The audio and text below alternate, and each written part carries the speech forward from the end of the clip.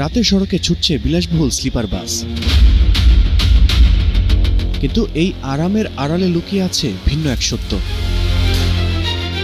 100টার ভিতরে যদি আপনি 90 টাকা করে দিবেন, আপনার উপস্থাপনা যদি পজিটিভ না হয়, আমি যদি এটা স্বর্ণ মাইখা দেই, এটা পজিটিভ হবে না। কাগজ এত গরমিল, তাহলে সড়কে নামার অনুমতি মিলছে কিভাবে? আমি বিআরটিকে ম্যানেজ করছি, আমাকে নাম্বার দিয়েছে, আমার গাড়িও তো দেখে না। পুলিশ আর বিআরটি এই লস রেখে গাড়ি চালাতে দিচ্ছিলেন। দায়িত্বের প্রশ্নে যখন এক পক্ষ আরেক পক্ষকে দুষছে, তখন স্লিপার বাসের ফিটনেস পরীক্ষাই যেন হয়ে দাঁড়িয়েছে প্রহসন। সেক্ষেত্রে আপনি এই মুহূর্তে ওই যে বিষয় বললেন এগুলো শুধু সাহেব বলতে পারবেন। স্লিপার বাস ঘিরে অনিয়ম জালিয়াতির ভয়াবহ এক চিত্র উঠে এসেছে স্টার নিউজের অনুসন্ধানে।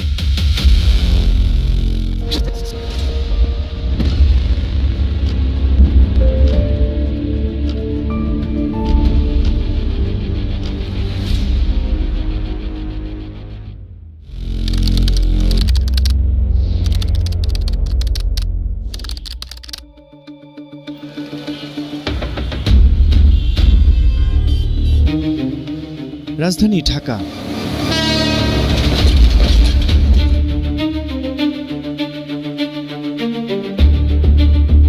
জীবিকার টানে যেখানে প্রতিদিন ছুটে আসেন দেশের বিভিন্ন প্রান্তের লাখো মানুষ, কাজ শেষে আবার তারা ফিরতে চান নিজ ঠিকানায়, প্রিয়জনের কাছে।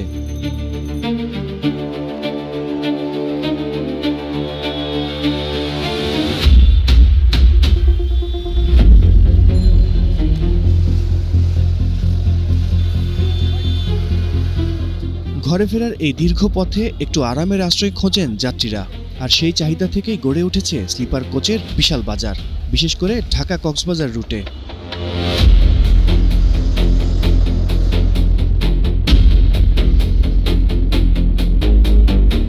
কিন্তু স্লিপার কোচ নামে আরামের এই বাহনের আড়ালে রয়েছে ভয়ঙ্কর এক সত্য।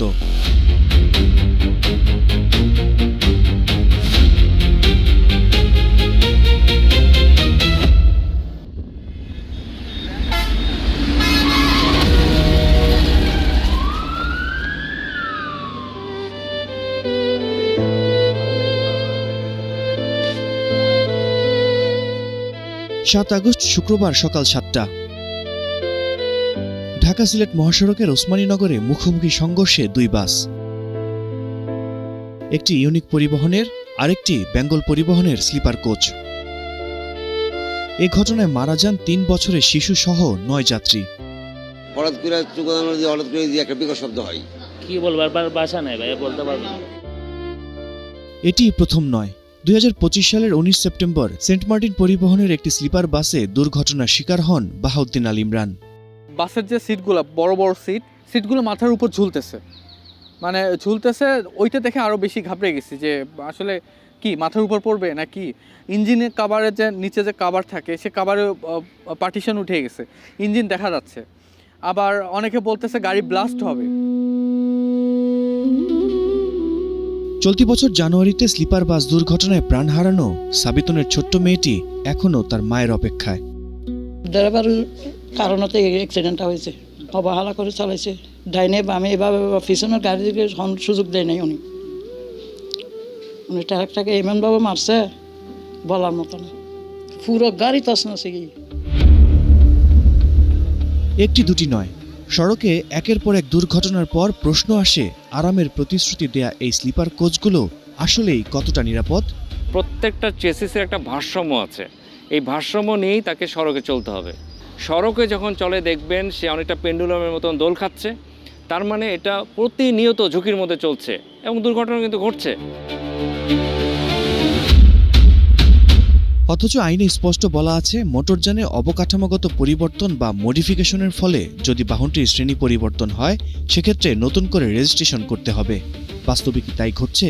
অনুসন্ধানের নামে স্টার নিউজ। আমাদের হাতে এমন কিছু বাসের নথি আসে কাগজে কলমে, যেগুলো রাস্তায় থাকারই কথা নয়। আইকনিক এক্সপ্রেসের ব্যানারে চলা ঢাকা মেট্রো ব 12-13-01 এবং গাইবান্ধা ব 11-0032।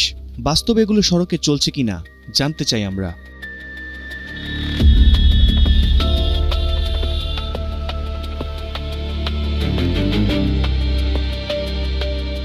0032টা কি আজকে যাবে?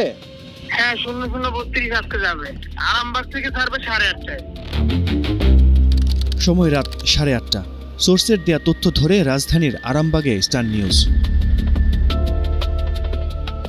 কিছুক্ষণের মধ্যেই আইকনিক এক্সপ্রেসের কাউন্টারে এসে দাঁড়ায় ঢাকা মেট্রো ব 121301। নথি বলছে এর ফিটনেসের মেয়াদ শেষ হয়েছে 2023 সালে। বাসটির ট্যাক্স টোকেন মেয়াদ উত্তীর্ণ, রুট পারমিটও শেষ গত বছর। আরও কিছুক্ষণ পর গাইবান্ধা ব 110032 নম্বরের মেয়াদ উত্তীর্ণ বাসটিকে কাউন্টারে যাত্রী তুলতে দেখা গেল। কিন্তু ঘটনার এখানেই শেষ নয়। নথি বলছে বাসটি 32 সিটের সিঙ্গেল ডেকার, যেটিকে করা হয়েছে 43 সিটের স্লিপার কোচ। অনুমোদন না থাকার পরেও এই বাস দুটি কিভাবে চলছে জানতে আইকনিক এক্সপ্রেসের ব্যবস্থাপনা পরিচালকের মুখোমুখি স্টার নিউজ। চলতেছে না তো, গাড়িগুলো এখন বন্ধ আছে। গত ঈদের 15 দিন আগ থেকে 32 গাড়িটা চলতেছে না। প্রথমে সরাসরি অস্বীকার করে বসলেন সাগর হোসাইন। আরেক পরিচালক সাইদুর রহমান সুমনের মুখেও একই সুর। গাড়ি চলতেছে, গাড়ির যাত্রী ওঠানামা থেকে শুরু করে সমস্ত ফুটেজ আমাদের কাছে আছে। কত তারিখ থেকে আছে দেখেন তো, একটু ছবিটা দেখান। মোবাইলে ফুটেজ দেখানোর পর চেহারায় আগের সেই হামবড়া ভাব যেন মুহূর্তেই উধাও হয়ে গেল।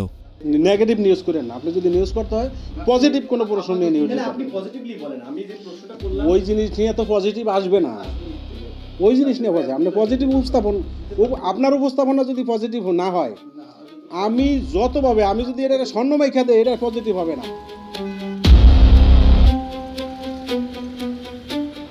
একই চিত্র বেঙ্গল পরিবহনেও। ঢাকা সুনামগঞ্জ কক্সবাজার রুটে চলা ইফাত অটোজের মালিকানাধীন একটি বাসে সম্প্রতি নতুন বডি বসানো হয়েছে।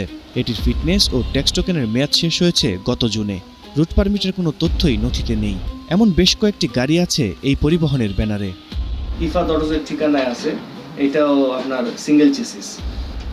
আপনি যদি ভাই এই জিনিসটা এইভাবে পেশ দেন, এটা কিন্তু হচ্ছে না। আপনি দেখেন প্রত্যেকটি ইয়াতে যদি কাগজ 100টার ভিতরে যদি আপনি 90 টাকা কাগজ দিবেন, এখন যে গাড়িগুলো চলতেছে জি এটা কাকে ম্যানেজ করতেছে? এই সব দিক দিয়ে সরকারি বিআইটি হইতেছে, সরকারি প্রশাসন, রাজনৈতিক লোকেরাও হইতেছে, তিনও ভাগই হইতেছে। এটা নামে বেনামে এরকম প্রায় 800রও বেশি স্লিপার বাস চলছে বিভিন্ন পরিবহনের ব্যানারে। প্রশ্ন হলো, অনুমোদনহীন এই বাসগুলো তৈরি করছে কারা? ঢাকার আমিনবাজারে বডি বিল্ডার্স ওয়ার্কশপ। বাইরে থেকে দেখলে মনে হবে 8-10টা সাধারণ কারখানার মতোই, কিন্তু ভেতরে ঢুকতেই বদলে যায় দৃশ্যপট। ক্যামেরা যতই ভেতরে যায় ততই স্পষ্ট হতে থাকে বাস্তবতা।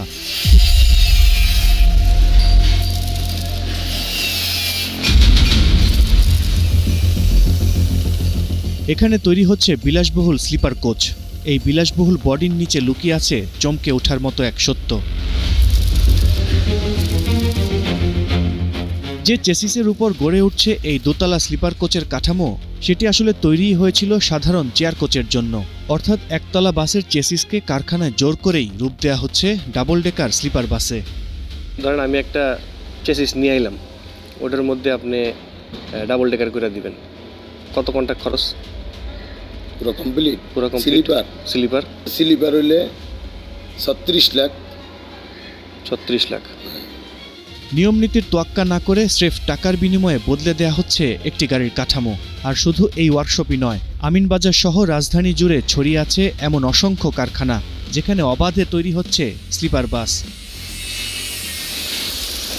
তথ্য বলছে একটি সম্পূর্ণ স্লিপার বাস আমদানিতে খরচ হয় 3 থেকে 4 কোটি টাকা। আর দেশীয় প্রযুক্তিতে ঠিক এভাবে রূপান্তর করলে, অর্থাৎ চেসিসের উপর বডি বসালে খরচ হয় 1 থেকে 1.5 কোটি টাকা। কিন্তু এই রূপান্তর পুরোটাই ঘটছে কোনো প্রকার অনুমোদন ছাড়াই। অর্থাৎ ব্যবসার স্বার্থে কম টাকায় ঝুঁকিপূর্ণ স্লিপার এসি বাস তৈরি করে মানুষকে ঠেলে দেওয়া হচ্ছে মৃত্যুর মুখে।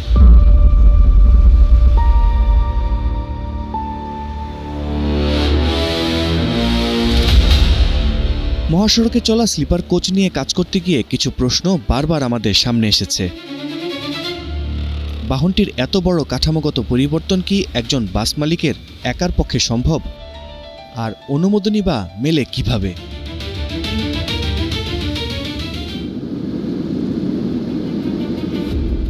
উত্তর খুঁজতে স্লিপার বাস মালিক সমিতির সভাপতি আফতাব উদ্দিনের মুখোমুখি স্টার নিউজ। আমি বিয়ের থেকে ম্যানেজ করছি, আমাকে নাম্বার দিছে, আমার গাড়িও তো দেখে না।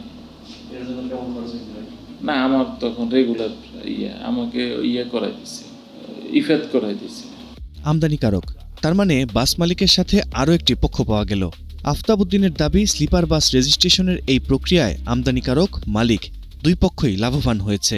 যেখানে ব্যবসার স্বার্থে বলি দেয়া হয়েছে যাত্রী নিরাপত্তা।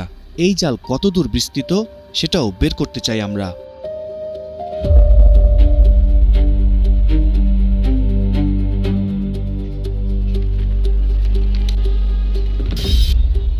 আমাদের হাতে থাকা 10টি গাড়ির কাগজে মালিকানা দেখাচ্ছে ইফাত অটোস। এগুলোর কোনোটারই ফিটনেস নেই, কোনোটার আবার নেই রুট পারমিট। তালিকায় থাকা ঢাকা মেট্রো ব 12-1301 গাড়িটির নিবন্ধন ঠিকানায় যেতে চাই আমরা।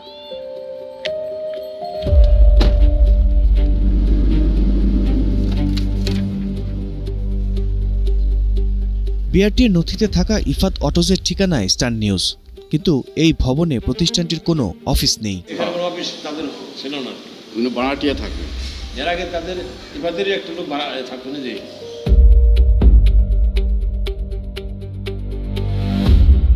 তাহলে বাসের নথিতে এই ঠিকানা কিভাবে এলো? এবার আমরা হাজির হই ইফাত গ্রুপের প্রধান কার্যালয়ে। আমরা কিন্তু প্রত্যেকটা কাস্টমারকে চেসিস বেচার সময় আন্ডারটেকিং রাখি, বিআরটি এর অমুক ধারা অনুযায়ী তুমি কিন্তু টাইপ অ্যাপ্রুভালের গাড়ির বাইরে যদি বানাও তাহলে এটা এখতিয়ার তোমার। তো ওর গাড়ির কাগজপত্র ফেল না রাইট এটা আমার দেখার কোনো দরকার না। আমার কিস্তির টাকা আসতেছে, ফাইন, আমার ফাইন, আমি ফাইন। পুলিশ আর বিআরটি এই লস রেখে গাড়ি চালাতে দিচ্ছে কেন? ইফাত অটোজের এই পরিচালকের যুক্তি, আমদানির বাইরে তাদের কোনো দায় নেই, তবে এড়িয়ে গেলেন গাড়ির রেজিস্ট্রেশনে অসঙ্গতির বিষয়টি। স্লিপার বাসের নথি ঘেঁটে আরও ভয়ানক তথ্য পাই আমরা। রাস্তায় চলছে ভুতুড়ে গাড়ি, আরও স্পষ্ট করে বললে একই নাম্বারে চলছে একাধিক বাস। আশ্চর্যের বিষয় হলেও গোল্ডেন লাইনের ব্যানারে সিঙ্গেল ও ডাবল ডেকার দুটি বাসেই একই নম্বর ব্যবহার করা হয়েছে। আবার আলাদা দুটি কোম্পানি একই নম্বরে দুটি বাস চালাচ্ছে ভিন্ন দুটি রুটে। কিন্তু কিভাবে মিলছে এই অনুমোদন?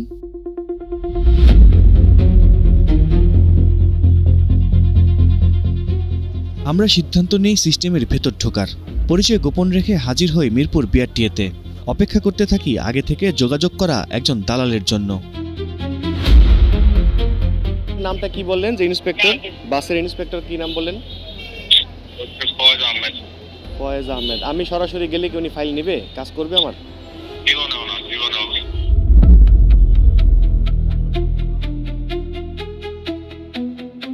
ওই দালালের কাছ থেকে বিআরটিএর কর্মকর্তা ফয়েজ আহমেদের নাম পাই আমরা। প্রতিষ্ঠানটির এই সহকারী পরিচালক 2022 সালে ঢাকা মেট্রো ব 13/09 নম্বরে সিঙ্গেল ডেকার একটি বাসের ফিটনেস দিয়েছিলেন, বর্তমানে যেটি বেঙ্গল পরিবহনের স্লিপার কোচ।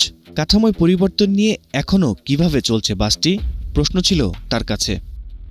আমাদের অনুমোদন নাই, কথা বলে অনুমতি দিন। আপনি ডাইরেক্টর স্যারও বলেন না, চেয়ারম্যান স্যারের সাথে অনুমতি স্যার। মেট্রো ব 13/09। আমি একটু জানতে চাচ্ছিলাম যে এটা ইন্সপেকশন করার সময় এটা কি সিঙ্গেল ডেকারই ছিল? ইন্সপেকশন যখন এগুলো ছবি তোলা থাকে, আচ্ছা ছবি তোলা থাকে, পুরাতন নথি কাটলে তো পাওয়া যাবে। সে 22 সালের এগুলা শুধু আমি না, যারাই দেখছে প্রত্যেকটা ছবি তোলা সিঙ্গেল ডেকার হিসেবে এরা নাম্বার নিচ্ছে, এটা ডাবল ডেকার নিচ্ছে। বিআরটির এই সহকারী পরিচালকের বক্তব্য যাই হোক, নথি আর মাঠের অনুসন্ধানে একটি বিষয় পরিষ্কার, এই প্রক্রিয়া একদিনেই তৈরি হয়নি। বছরের পর বছর ধরে গড়ে উঠেছে স্লিপার বাসের একটি শক্তিশালী সিন্ডিকেট, যে সিন্ডিকেটে নিজ স্বার্থে জড়িত আমদানিকারক, মালিক এবং নিয়ন্ত্রক সংস্থাগুলো।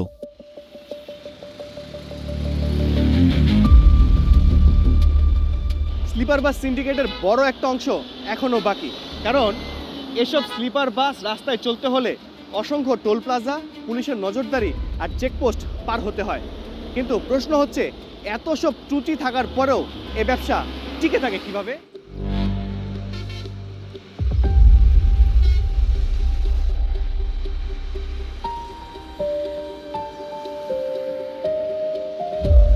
ফিটনেস নেই, পারমিট নেই, নেই কাঠামোর অনুমোদন, আবার একই নম্বরে চলছে দুটি বাস।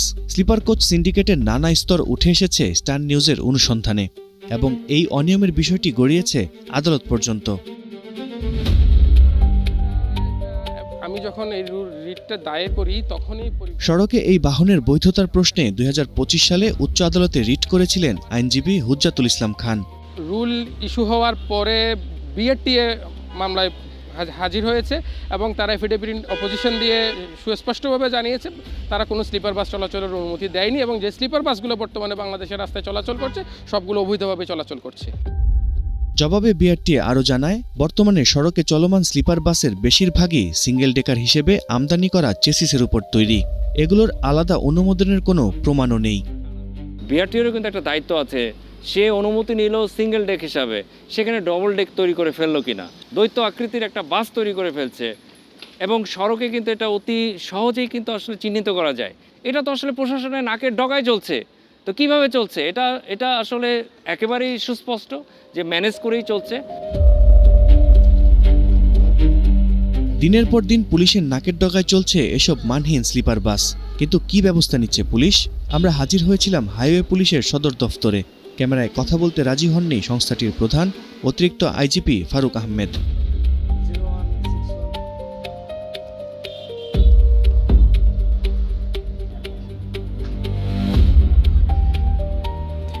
এত সব অনিয়মের পরও কিভাবে টিকে আছে এসব বাহন, সে প্রশ্নের উত্তর পাওয়া যায় ট্রান্সপারেন্সি ইন্টারন্যাশনাল বাংলাদেশ টিআইভির এক গবেষণায়।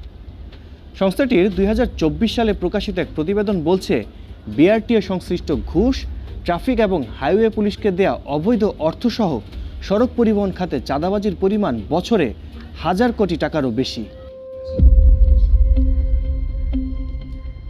এই অর্থ কোথায় যায়, কারা পায়, কারা সুবিধা দেয়? প্রশ্নগুলোর সুনির্দিষ্ট উত্তর পাওয়া কঠিন। তবে অনুসন্ধানে বিভিন্ন পক্ষের বক্তব্যে বারবার উঠে এসেছে একটি শব্দ, ম্যানেজ। আর এই ম্যানেজের আড়ালেই লুকিয়ে আছে পুরো ব্যবস্থার বাস্তবতা। ম্যানেজ করেই চলতেছে, তো এই ম্যানেজটার আমি বিপক্ষে। ম্যানেজ মিনিমাম হতে পারে যেটা ফিজিবল, যে এতটুকু কনসিডার করলে পরে কারো ক্ষতি হয় না, একটা সুন্দর ব্যবস্থাপনা বজায় থাকে। কিন্তু ম্যানেজ এমনটা হওয়া উচিত না যেটা টোটাল অবৈধ বা অনিয়মের মধ্যে দাঁড়িয়ে আসে। আমাদের অনুসন্ধানের সবচেয়ে গুরুত্বপূর্ণ তথ্যগুলোর একটি আসে খোদ বিআরটিএর নথি থেকে। সংস্থাটি একসময় 123টি অবৈধ স্লিপার বাসের তালিকা তৈরি করে জড়িতদের বিরুদ্ধে ব্যবস্থা নেওয়ার নির্দেশ দিয়েছিল। বাস্তবে দেখা যায় বাসগুলো এখনও বিভিন্ন রুটে চলাচল করছে, বিশেষ করে কক্সবাজার ও টেকনাফ রুটে। বিআরটিএ চেয়ারম্যানের কার্যালয়ে আমাদের দীর্ঘ অপেক্ষা। স্লিপার কোচের অনিয়মের বিষয়টি তিনিও জানেন, হয়তো সে কারণেই প্রশ্নের উত্তর না দিয়ে মুখে কুলুপ আঁটলেন। আমি একটু আপনার সাথে কথা বলার জন্য অনেকক্ষণ অপেক্ষা করছিলাম। আমি ওই স্লিপার বাসগুলো নিয়ে একটু কথা বলতে যাচ্ছিলাম। এটা আমাদের জান সদুল্লাহ সাহেবকে জান না, উনি বলতে পারবেন, আমার কাছে তো মেসেজ নেই কোনো। সেক্ষেত্রে আপনি এই মুহূর্তে ওই যে বিষয় বললেন এগুলো সদুল্লাহ সাহেব বলতে পারবেন।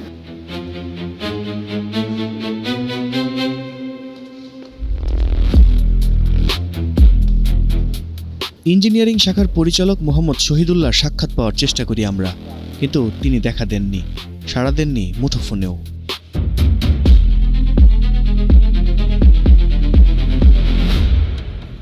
যে বাসের রাস্তায় থাকারই কথা নয়, সেই বাসই প্রতিনিয়ত হাজারো যাত্রী নিয়ে ছুটছে মহাসড়কে। আমদানিকারক, বাস মালিক আর নিয়ন্ত্রক সংস্থা মিলে গড়া সিন্ডিকেটই টিকিয়ে রেখেছে এই অনিয়ম। আরামদায়ক ভ্রমণের প্রতিশ্রুতির আড়ালে এসব বাস হয়ে উঠেছে এক একটি চলমান মৃত্যু ফাঁদ। স্লিপার নয়, যেন কফিন কোচ।